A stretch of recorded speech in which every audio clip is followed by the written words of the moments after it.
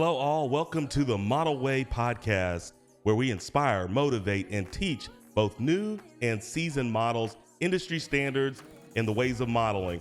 My name is Lenny Wheeler. I'm your host, and I'm super excited today because we're going to be talking about digitals. You know, one thing that there's a difference of, people have digitals and they have Polaroids, and we kind of want to distinguish the two, or are they the same? That's the question. Well, they are the same.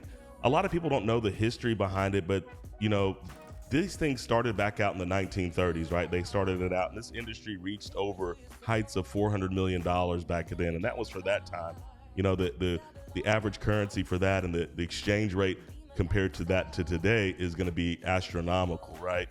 And so when the digital age came out, they kind of changed the name, to just digitals, because that was digital. Everything was done on the computer. You had a card, a memory card. You put it in the computer.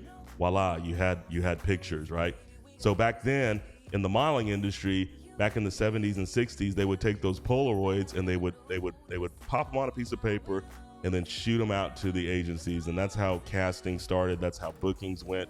That's how a lot of different things went. So people, when they did that, that's what the agencies got, right? So we come to a point in the Polaroid age, the digital age, where it's just a little bit different now, because, now, you can go out and typically get a photographer to put your pictures together and take the digitals. If I say digitals or Polaroids, it's the same thing, right? So just always remember that. So now photographers are able to take the pictures and get them out a lot more, faster than what they did in the past. And, sending it by snail mail, if you will, or just U.S.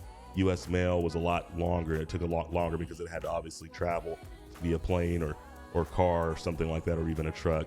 But now it just transpires just a lot much faster, because you're able to send them digitally through emails, or some of the technology that we have now with Dropbox and some of the other formats that we have to sending out large files, right? So that's kind of the cool thing about it, though. But a lot of models get nervous about digitals because you have to take them like all the time, right? And I had a previous episode where I talked about that, where sometimes you can learn how to take the digitals yourself, and then you can also get somebody to do them for you, or pay somebody to do them, right? A lot of models go out there and they do a lot of shoots, and they're getting shoots done. They need to be understanding that they're going to have to go out and actually maybe either pay somebody sometimes and put a little bit of investment in it and do that, right?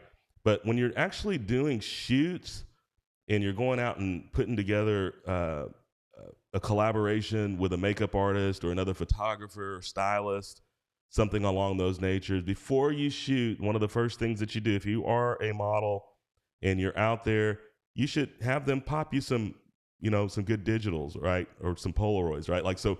But not everybody knows how to take those correctly. And I kind of want to teach you guys a little bit about how or what to expect when you're actually taking your pictures and doing your Polaroids. It doesn't take long. So it just depends. When you first start out, you're going to be taking a lot of them, constantly, right? Like me personally, when I have models, or if I'm training models or whatever, I'm taking the Polaroids, and then you may send those digitals out, and then you may not get a response, right? You get a response, or they say something, or you get some feedback from them, and they're actually telling you may have to go back. Well, she needs to do this. And then you have to wait 2 weeks, or, something didn't look right. You may have to retake them again, and you just took them 2 days prior, right? Like, well, why do we got to do this again? Because we just took these. And, sometimes you just need to get out there and just do it, right? But I think digitals are super important, just because it's going to give the model the actual practice, if you will, getting comfortable in front of the camera. And they're super basic. And I'm going to get into that here in a second, right? But before we get started anymore, please like and subscribe to our page. I'm super excited about having you guys here. Let's get that going and get that thing started, just so you have that information in front of you, right? And please feel free to add comments and like, share, and all that good stuff. I'm looking forward to it. Okay, I had to put on a jacket because it got a little cold out there and up in here, so I just wanted to put on a jacket real quick and kind of make things work there. But yes, the digitals are awesome, because you will have to start taking a lot of those pictures and making that can be your practice too. So that stuff's it's super simple, guys, because really they're just basic poses. It's not nothing extravagant. It's not over the top. And I think a lot of people get confused when they're doing submissions and they're sending them to the agencies. They don't want to see your most glamorous look, right? They want to see you barefaced, natural, natural hair, natural curls. Now, if you're one of my sisters out there, my black sisters there, you're gonna have to take it kind of both ways. You can do them. Sometimes you can blow your hair out or leave your natural curls in, right? No, what they're not looking for is your big colors in your hair, right? Like they don't want to see red hair, especially if you've got brown hair and all of a sudden you just dyed it deep red. They don't want to see purple hair. They don't want to see yellow hair.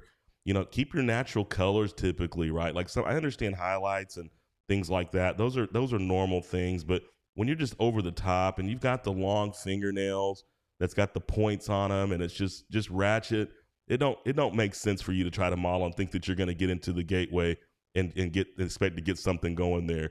I'm going to have a special guest on here soon, and we're going to be talking through that. I really want to have some other models on here that we can kind of discuss it through and kind of talk about it and kind of have an open conversation about the natural look, okay, versus the artificial look, if you will. I mean, I think that's super important in this business, and it's not me, it's the industry, right? So you have to go along with what the industry's wanting, right? There's so much more to modeling than just this and digitals, but really the digitals are really, really great because I think it's just going to give you an opportunity to get your posing right. It's going to give you an opportunity to, fix your face, make sure you look good, make sure you're having good skin. It holds you accountable even, right? Like, so it's going to hold you accountable with your weight, your measurements, all that stuff, your skin, your health, your overall health.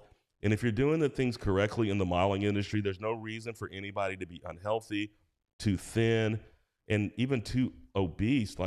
That's just another thing. So like there's subjects that are coming out as well, with the modeling industry that, even with the plus size models, they're making them eat more to become unhealthy and over exaggeration of curvy. It's just madness, right? Like, so you have to be careful with that. And there's some documentaries out there. Please feel free to research it that where, people are kind of switching back to where they're at a healthy weight and having a thin, leaner body where they're more natural and more healthy, if you will.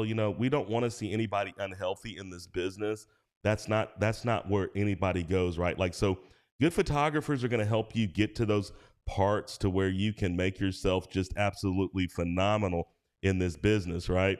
And so when you're looking at it all together, taking these digitals is just going to be taking you to that step to where you can get the bookings, right? Like, so like I said, they're gonna come back and they may say things like, well, she needs to do this, she needs to do that, and you have to retake them again. It's very frustrating, right? Because I've had models frustrated because they've had them 3 or 4 times a week trying to take digitals and get the right pictures. So make sure you're getting those correctly. Make sure that you're taking them, right when everything is starting for your book, right? Like I think I talked sometime about making sure, when you do your portfolio, that is your every time you do a shoot, that is like a new chapter to your book. Okay. Beginning, middle, and end. Can you get to the end? Or are you just going to get to the middle of the book and finish writing and then be done with it, right? Like, so it's very tough, guys. It's a very tough industry. It's a very hard industry. Sometimes it can be very hard to find the time. But you have to be dedicated, right? And so that's what people look for, right? Keep the attitude at the door. I mean, there's a lot of things that we can go over on that, and I've already discussed that, but it just, for whatever reasons, it just pops in my mind. So just be mindful of that kind of stuff, right? So I'm going to jump into the next part of the segment there, talk about that and kind of run you through and show you some examples of digitals and things like that right after these words from our sponsor. The perfect collection. What if your t-shirt could say exactly what you feel? What if it could showcase your passion, your style, your message? With custom t-shirts made by The Perfect Collection, your imagination is the only limit. Whether it's just for a special event, a team, or just because they bring you ideas to life, one shirt at a time. TPC takes pride in every detail in ensuring top quality and a perfect fit every time. It's simple and fun to create your own look. Just choose your style, send in your design, and they'll handle the rest. Make a statement, celebrate a memory, or just stand out from the crowd. Your t-shirt, your way, the perfect way. You can easily locate them by searching the, with two E's, perfect collection on Google. You can also text or call at 214 215 2702. The perfect collection.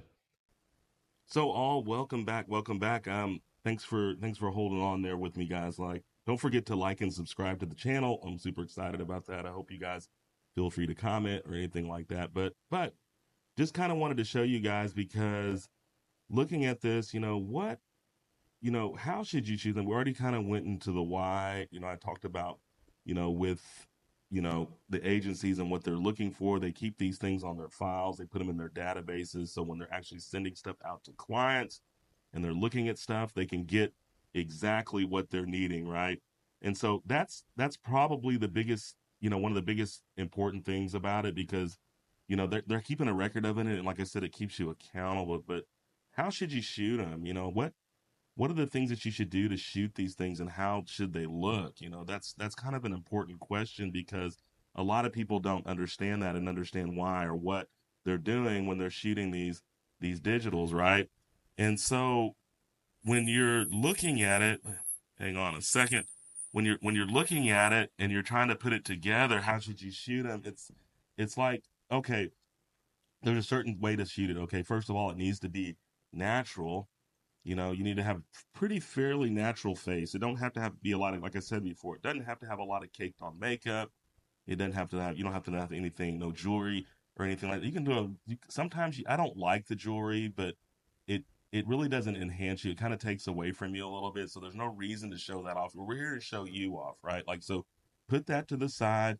A lot of people will carry around like a hair tie with them, or a hair, what is it, the little hair rubber band thing with the black ones. The people I've seen models put them on their head and they pull it off and they put it on their wrist, and the picture showing with their, like, so be careful with little things like that. So it's just the little details that you've got to be careful with and watch out for. So that's really cool. So, but a lot of times you're gonna have your hair slicked back. Like, this is one of my older models that was with me before, and she's really good. If this is before I sent Alejandra to London, and she's also been to Milan, places like that. But a lot of times you can set their hair up in a way to where it actually shows your face off. So a lot of times you're gonna tie your hair back in a bun. You're gonna actually put it back in a ponytail, just so you can show the side of your face and your jawline, all these things and these features that the agencies are actually looking for, right? Again, your face needs to be pretty natural. So when you're taking these pictures, a lot of times before, and some agencies like this, like some of the agencies overseas especially, they want to see the old school ways. So you're going to take usually a headshot, a good clean headshot. I would do it with my hair back and my hair up, especially if you're female, right? Guys, you can just be natural because you just don't do that, right? Like, but when you're taking these digitals, tie it back. Spend some time taking a good headshot, so where you can get the greatest look that you can possibly get out of it. It starts with your eyes. You want to make sure you got beautiful eyes, and your eyes are actually engaged with the camera, that you're showing some approachability, you're showing some kindness. And then sometimes you can give a mean mug look, and you can also do just a softer look. I think Tyra Banks calls it smizing, from back in the day when she started talking about smizing on America's Next Top Model. Those are some of the terms that they use like that. So taking that good headshot is very important. You can do that and just make sure that you just get that perfect shot. I've already talked about the why, and I'm not going to go into that in detail. These agencies they're looking for that. They're looking for you to send their stuff out so they can have the best material they can, so they can get you booked. That's the only way they're getting paid, is if you're making money, they're making money, right? And you're getting the majority of it, right? And so that's a key thing on that. So when you actually take the actual look of it, and you're kind of putting this thing together the way you need to put it together, which is super important. You want to make sure that casting, these things, there's key features in the model Polaroids, right? The Polaroids are commonly used for the casting calls to give designers, agencies, clients, and straightforward, unedited looks on the model's appearance. There shouldn't be any editing on it, because we need to see your natural look. They capture your natural look without all that heavy makeup, like I said. So that's the number one thing, and it's the key features of it, right? And then you're going to have a standard format. They usually have the standard format where it's often showing the model face from the front and then the sides. So you're going to turn left and right so they can capture that side. And then I also like to do 3/4 shots facing 3/4 ways. And then also that's going to just basically set your, it's going to just test you out and see what your form looks like, right? Do they need to cast you for showroom? Do they need to cast you as a commercial model? I mean, there's a lot of different variables that come along with it when you're taking digital. So those are key factors that I always talk about with people, right? I like the real time feedback. Sometimes you don't get it all the time, but there's times that you do, and you have to make that. There's times that you do get that feedback immediately, pretty much, or sometimes they just don't feedback at all, and it's frustrating, right? It can be frustrating for your agency, it can be frustrating for the model, but usually when they don't feed you back, it's because we know why. It's because they didn't like you, or there was something that you didn't change about yourself. They just didn't tell you. So there's several different things that you got to weigh in on that thing to make sure it works for you, right? They're looking for authenticity of you when you take your pictures, so like when you're taking your pictures, it needs to be you. Not everybody takes digitals the same. Everybody takes something different. Photographers are different. You're different. Other models are different. You're not going to have that same look. Don't compare yourself to everybody else because they're going to take a totally different picture than what you're taking. You're taking those pictures because of you. The way you look is because that's what they like. You may have some features that they like that nobody else has, and that could be a perfect time to get cast or booked, or a client just love you to death, a brand just love you to death. Those are huge factors in this business, and so you're going to have to take advantage of that and take advantage of your unique look, right? The agencies are going to keep these files on file in their databases. Usually they have a database that has a lot of clients in it, booking software, if you will, that's going to go together, and they're going to be able to send these pictures out as they need them. So as the client starts emailing them about things that they need, they've got the database of models. If they're looking for somebody that's 5'9" with a size 2, that's like really good fit for showroom or something like that, they're going to take all those models that have blonde hair, they're brunettes, whatever they're asking for, and then send it over to the client. That's what they're going to be looking for. So excuse me, you have to be ready for that, right? So don't think for one moment that just because somebody else looks different than you, that you're going to have a different look or whatever the case might be, which it could be a good thing, right? So keep that in mind always. you know I'm just going to kind of conclude this a little bit, because like Polaroids have, they become a staple in the fashion industry, and it's something that's not probably going away. It's not going away at all. It's here to stay for a while. I don't see it disappearing anywhere. That's You're gonna have to embrace that and learn how to just take those pictures, because it's important. I'm gonna be doing some shoots here this next weekend, and I'm gonna have to be taking Polaroids. I probably got 3 shoots this weekend, and I've got to do Polaroids on this weekend, right? Like, so have that prepared and be ready for that. Let's go with that, and just make it happen, guys. If you got any questions, please feel free to comment, email me anytime. My email information's on my site. If you can check that out, or just ask a question in the feed, build the comments up, hit the like, subscribe button today, download it if you want to. Let's get it going, guys. I really appreciate you guys, and I really want to say thank you, and thank you so much. This is the Model Way Podcast with your host, Lenny Wheeler, and until next time, hasta la vista. I know